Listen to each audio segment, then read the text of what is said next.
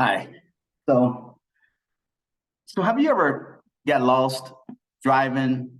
You was on the road, whether you was the driver or you was the passenger, and you got lost.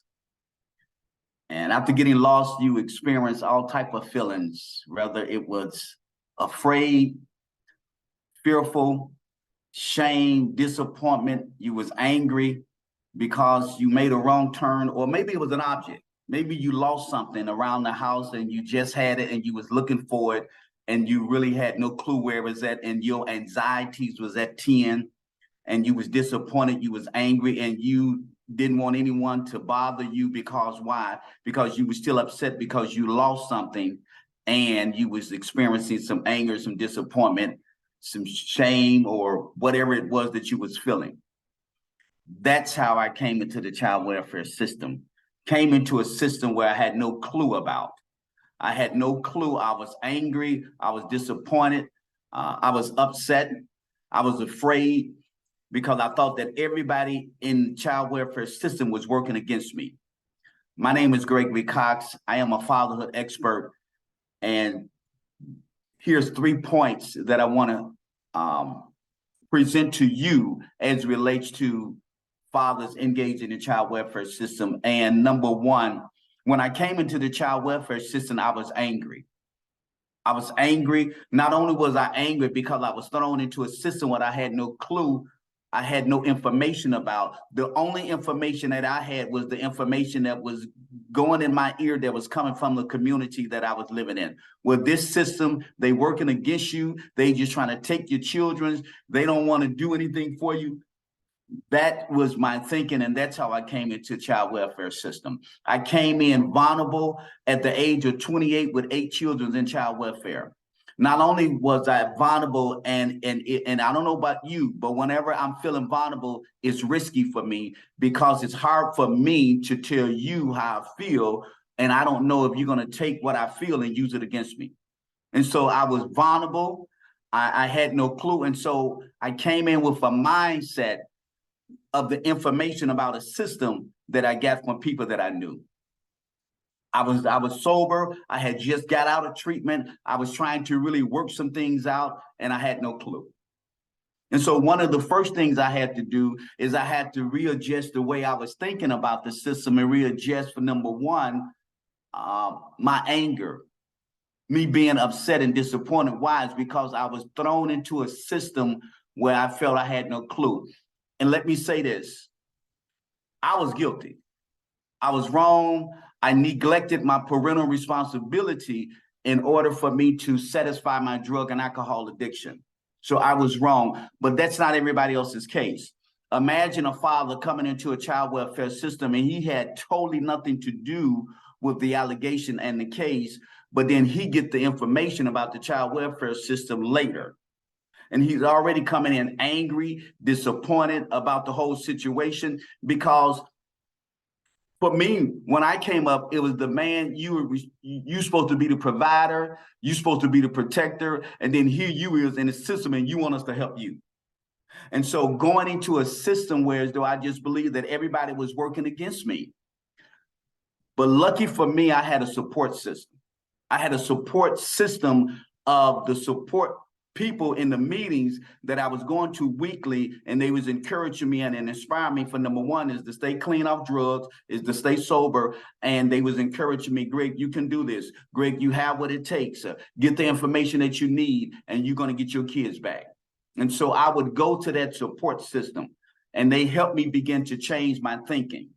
Right. And so it was important for me to come in with a different mindset and begin to think different about this system.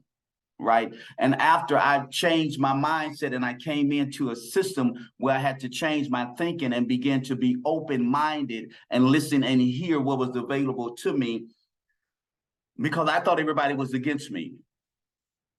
Everybody in the court, majority of everybody in the courtroom had suits and ties on. The women had dresses on, looking professional. And so I'm thinking, here I am. I don't have a win. I'm coming off the streets. I've just got out of treatment, and everybody's against me. But I found out that everyone was not against me. There was a group of people that was assigned to me that was part of let's just call them my A team. And I had no clue of an A team or what their responsibilities were. And I'll talk about that shortly. But my case manager was part of my A team. My attorney was part of my A team. The foster parent that my children was with was part of my A team. Some people may disagree with that, but I had to be open to understand that they open up their heart and they open up their home to receive my children while I get myself together. If that's not part of a team, then I don't know what is. I don't know if you ever played sports. Are you familiar with baseball? There's the first baseman, there's the second baseman, those are positions. There's the third baseman, there's a catcher, for home plate. In basketball, you have a forward, you have a center, you have a point guard. Those are positions. And so I had an A team, but I didn't know what their position were. They had a position that I had no clue what was their position. I needed to know their position. Why? It's because there were some questions that I had that I didn't know that I needed to know that I needed to ask them. And so I needed to know their position. I needed to know what was the responsibility for my caseworker. What was the responsibility of my attorney? What was the responsibility of my service provider?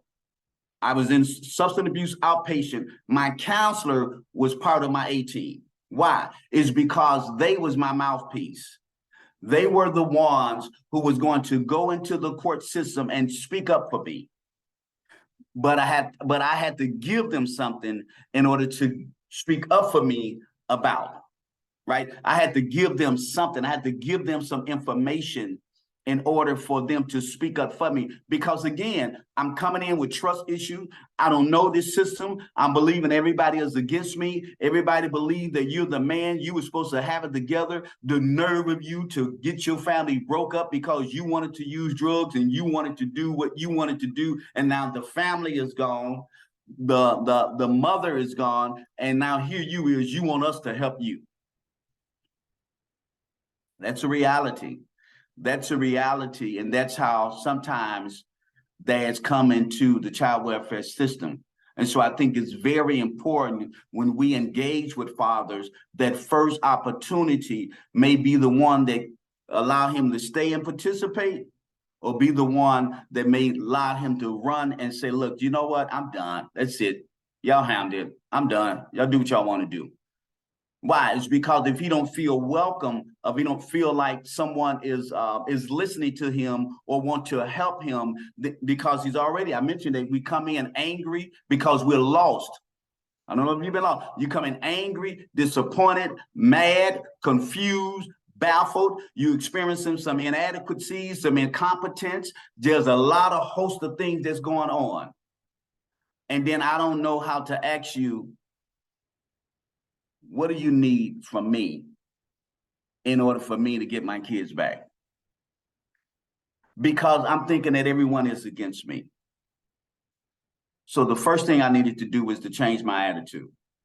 The second thing I needed to do was to understand that I do have an A team, that there were someone that was rooting for me, not only in the meeting, the support groups that I was going to, because they was encouraging me. And I needed them at that time. I needed someone to encourage me because I was weak, I was exhausted. I was coming in filled with shame and with guilt and with embarrassment.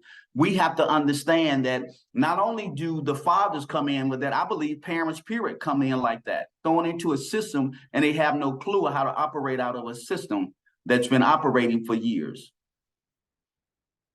Grateful that I have the opportunity to have a support system that worked with me and helped me and encouraged me to complete what I had started, because I wanted to be the best dad and I wanted to raise my kids. And I just believe that I can do that, even though I was in a system that I had no clue. But I had the courage. I had the courage to come to court. And I haven't even talked about the process of the court, and I'm trying to understand the court, the disposition, court family conference. I had no clue of none of that. But I kept coming to the meeting, to the support meetings, which kept me going to court and finding out information. And the third thing I want to mention is responsibility. Not only did I have to find out what was the position and the responsibility for my A team, but I had to understand that I had a responsibility too. There were some things that I needed to do in order to continue the process of regaining, reunifying with my children. I was in services. I had to complete parenting class. I had to complete anger management. I had to complete urinalysis. There was drops. I had to be open and ready for any time. Anyone they called me and said, look, we need you to go and do a drop. And all of my drops had to come back clean. And this is the great time for me to say that I have been clean since March of 1991. I haven't found it necessary to use anything since then. This March will be 32 years for me. And so I had to come into a system and I had to do everything I needed to do that I was responsible for. See, I had admitted the fact that I was wrong. I was guilty, and I needed some help. That may not be somebody else's situation, but the truth of the matter is that when you're open-minded and you change your mindset and you understand that you do have a team of people who's working with you, and they help you understand, but there is a responsibility that you have, Greg. There's some things we need you to do. We need you to complete some things. Why? Because that shows us that you putting some skin in the game. You're doing everything you needed to do as a father to make sure that your children are returned home.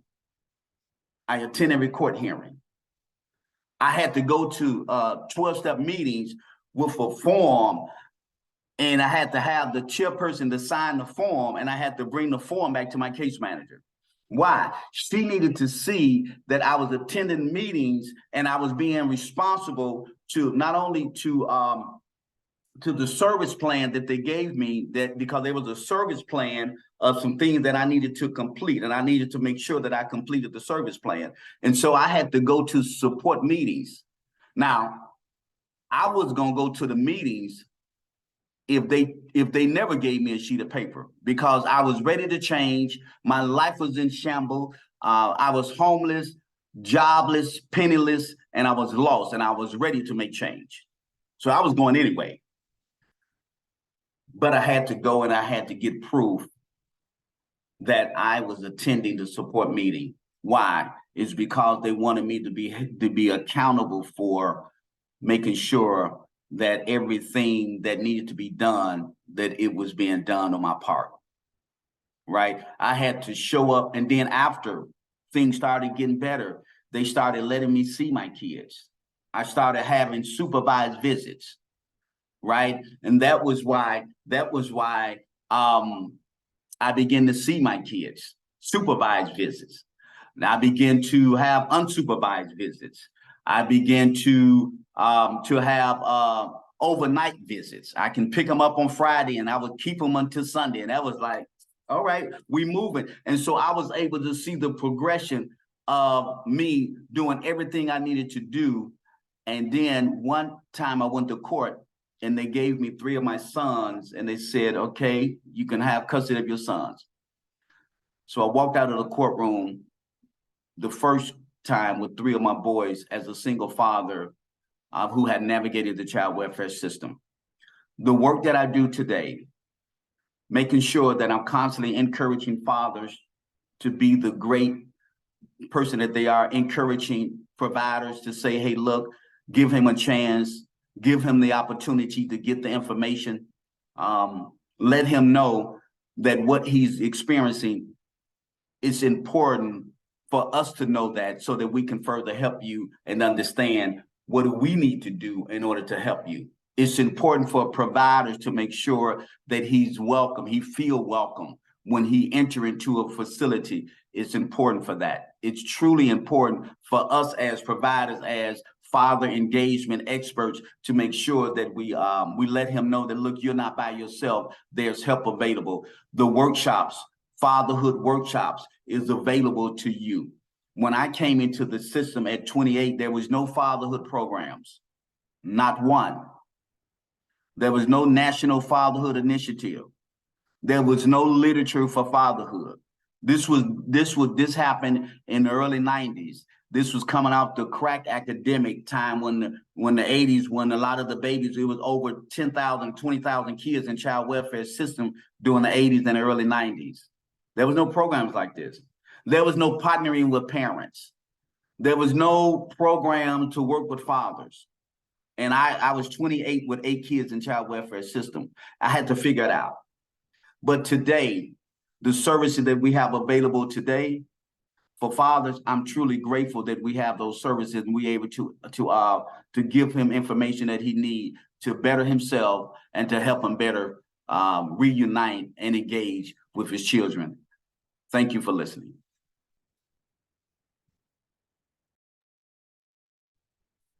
Wow, I told y'all we was in for a treat, right?